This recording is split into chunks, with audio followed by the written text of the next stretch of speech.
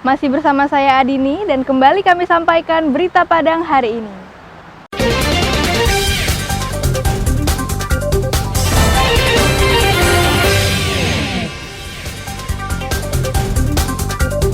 Tim SAR gabungan perluas area pencarian korban hanyut banjir bandang 50 kota. Kasat Reskrim Polres Solok Selatan 3 kali gerebek lokasi tambang ilegal.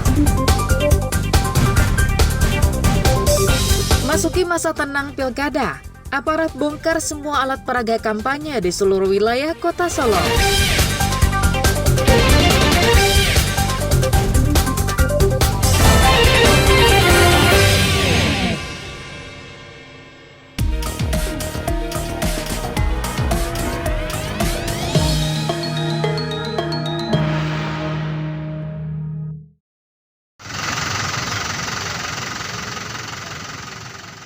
Memasuki masa tenang menjelang hari pemungutan suara di Kota Solo, petugas gabungan pada Minggu malam mulai menertibkan dan membongkar alat peraga kampanye di sepanjang ruas jalan utama Kota Solo.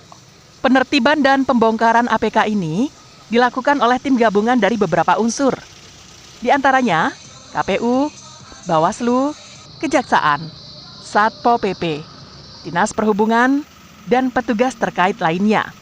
Dalam penertiban dan pembongkaran APK ini, petugas menggunakan mobil tangga otomatis. Menurut petugas, penertiban dan pembongkaran APK dilakukan dengan cara membuka dan menurunkan semua alat peraga yang berukuran besar saja.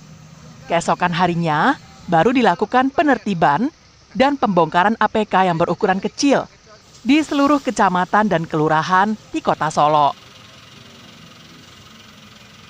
Kegiatan kita malam ini adalah penertiban APK ya di Kota Solo karena sudah memasuki masa tenang.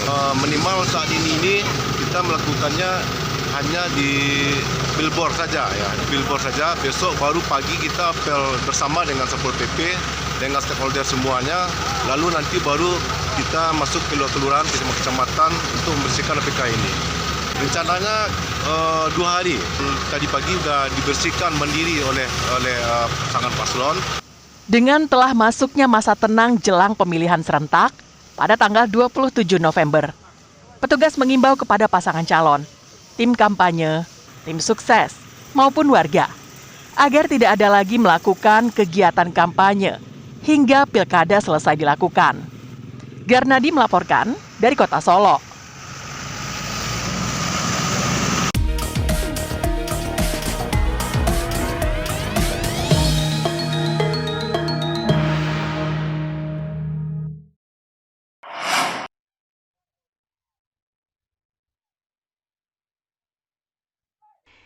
Ini merupakan video amatir masyarakat adat Kinali yang nyaris bentrok dengan pekerja perkebunan kelapa sawit di pintu gerbang perusahaan di Kecamatan Kinali, Pasaman Barat. Keributan terjadi saat mobil truk milik perusahaan yang membawa buah kelapa sawit yang membusuk keluar dari area perusahaan dan diadang oleh masyarakat adat Kinali. Warga meminta agar perusahaan perkebunan tidak mengeluarkan kelapa sawit sebelum adanya putusan banding dari PT UN. Tolong PT LIN jangan dikeluarkan buah dulu karena sudah 4 bulan sebelum ada penyelesaian. Di tingkat banding ya? Bukan. Banding kalau dia mau menunggu ketetapan berkekuatan hukum tetap, oke, kita sedang banding. Ya. Tetapi kalau PT LIN ingin mengeluarkan buah, kita ajak damai dia. Ada penyelesaiannya. Ada penyelesaian tentang pengeluaran hak masyarakat. Itu aja.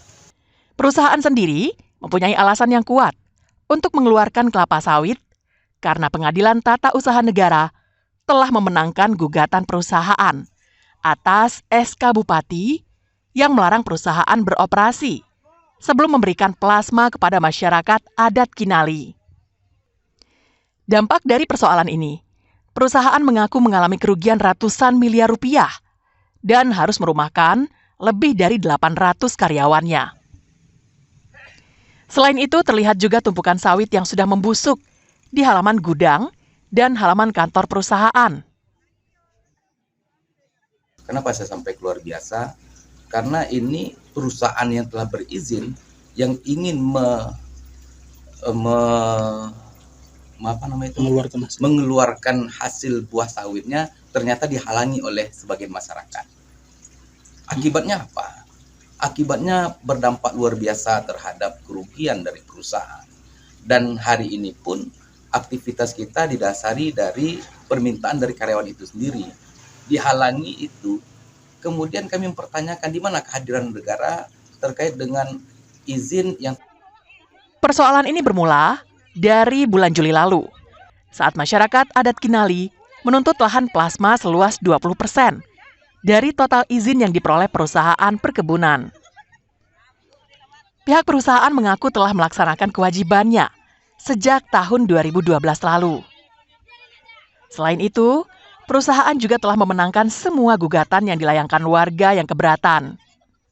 Pihak perusahaan mempertanyakan kehadiran negara saat semua kewajiban telah dilaksanakan dan proses hukum telah diputuskan oleh lembaga peradilan tertinggi di negeri ini. Tapi mereka tetap tak leluasa berusaha. Safatul Ulum melaporkan dari Pasaman Barat.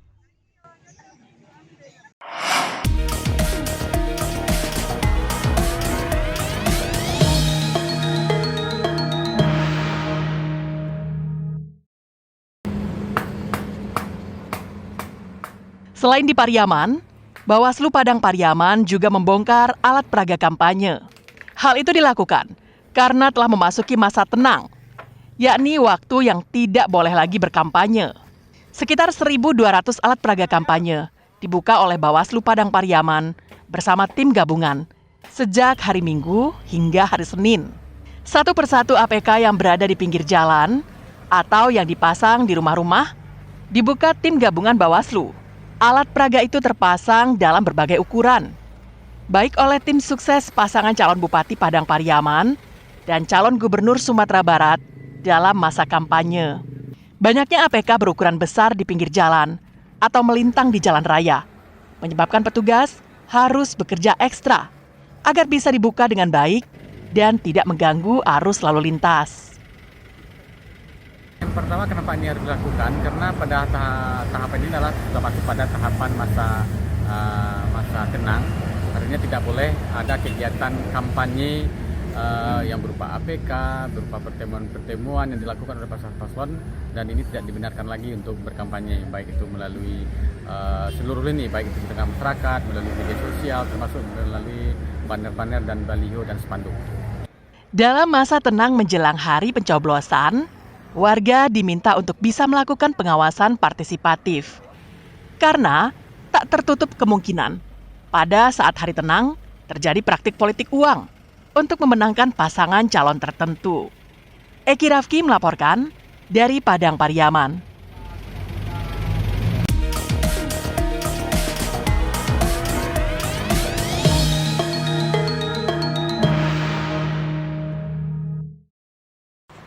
Pemirsa, demikianlah perjumpaan kita dalam Berita Padang hari ini.